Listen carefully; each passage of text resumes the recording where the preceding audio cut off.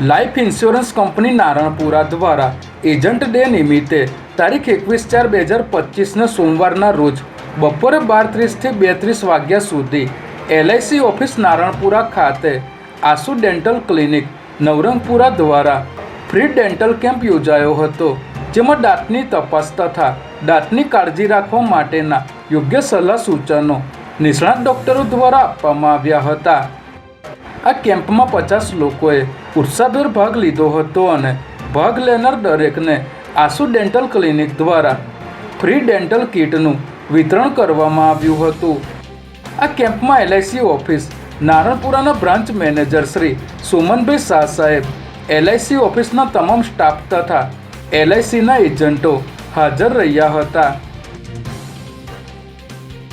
હાલ ઉનાળાની ઋતુમાં આગ લાગવાના બનાવો વધી રહ્યા છે, ત્યારે અમદાવાદ ગ્રામ્ય DEOએ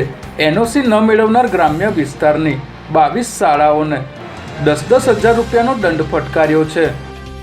આગના બનાવોને કારણે શાળાઓમાં બાળકોની સુરક્ષા મોટો પ્રશ્ન છે, ત્યારે આવી પરિસ્થિતિમાં બાળકોની સલામતીને ધ્યાનમાં રાખીને